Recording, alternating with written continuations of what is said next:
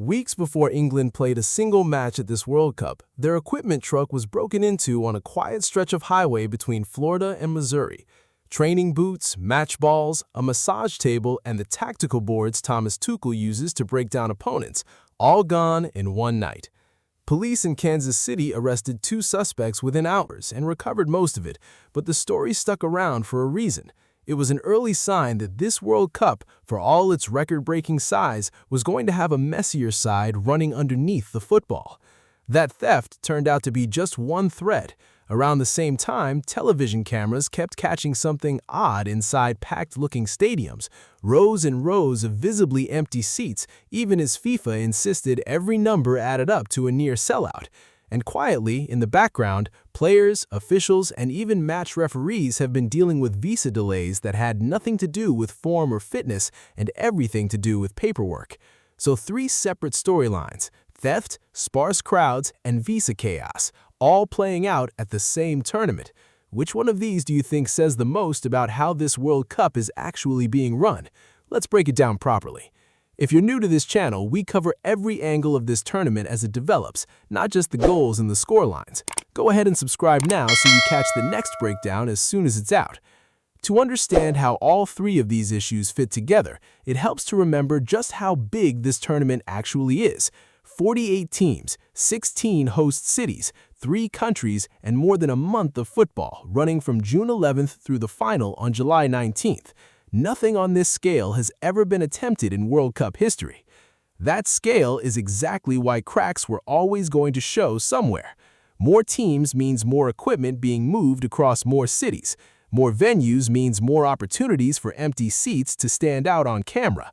And 3 separate national governments handling entry requirements means more chances for a visa to get stuck in the system at the worst possible moment.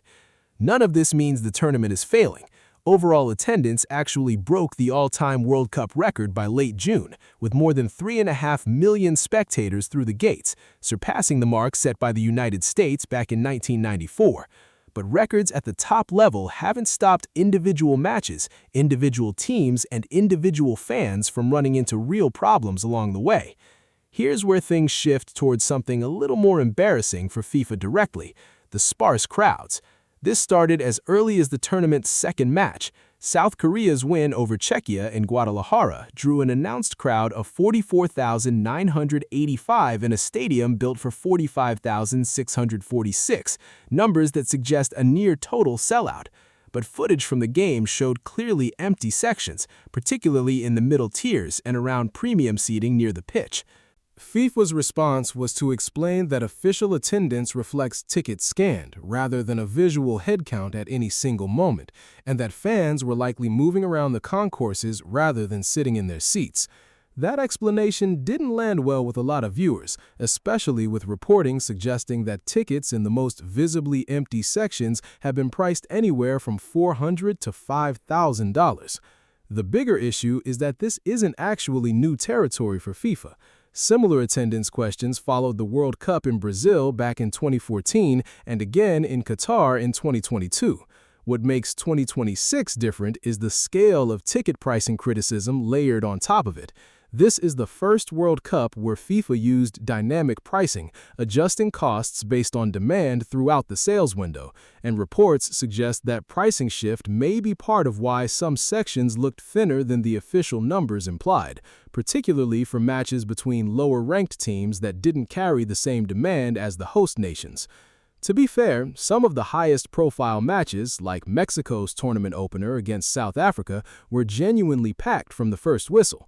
The sparse crowd problem hasn't been universal. It's shown up mostly around fixtures involving teams with smaller global followings, which suggests demand, not deception, may be doing a lot of the work here.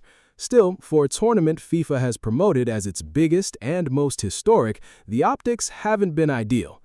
If you're enjoying how deep we're going into this, subscribing genuinely helps this channel keep putting out breakdowns like this one throughout the rest of the tournament.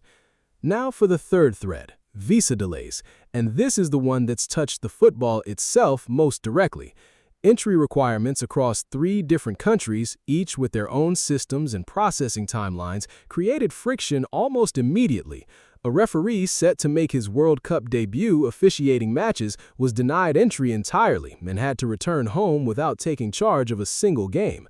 Several accredited journalists covering the tournament for outlets across Africa and the Middle East reported being denied entry or issued visas that only allowed a single crossing, stranding them if their assignment required travel between host countries mid-tournament.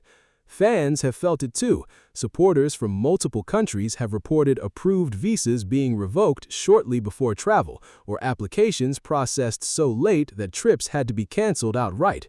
Some national federations also dealt with delays affecting players and staff just days before their opening matches, forcing last-minute changes to travel plans that were supposed to be locked in months in advance. To be clear, these are visa policy and processing issues, not official bans on any team or country participating. FIFA and national governments have continued working through individual cases as they come up, and in most reported situations, the issues were eventually resolved, just often later than anyone involved would have liked. But the pattern has been consistent enough across enough different countries that it's become its own recurring storyline alongside the actual football. If you want to stay on top of every twist like this as the knockout rounds continue, now's a good time to hit subscribe so you don't miss the next update. So, put together, what does all of this actually mean for players and fans living through it? For England's players, it meant walking into their first training session in Kansas City to news that their own equipment had been stolen overnight, an unwanted distraction before a ball was even kicked. For fans in Guadalajara and beyond, it's meant paying premium prices only to watch matches from sections that looked half empty on their own television broadcasts back home. And for travelers from certain countries, it's meant the anxiety of not knowing whether a visa will actually clear in time, even with a valid ticket already purchased and a flight already booked. Atmosphere is one of the biggest selling points of any World Cup. The noise, the color, the sense that the whole world showed up. When any of these three issues creep in, whether it's a security scare, a visibly thin crowd, or a fan stuck at home over paperwork, it quietly chips away at that experience, even while the football on the pitch keeps delivering. So where does this go from here as the tournament heads into its final stretch toward July 19th? The best-case scenario is fairly straightforward. Knockout matches naturally draw far higher demand than group stage fixtures between lower-ranked teams, so the sparse crowd problem may simply fade out on its own as fewer available tickets meet higher interest.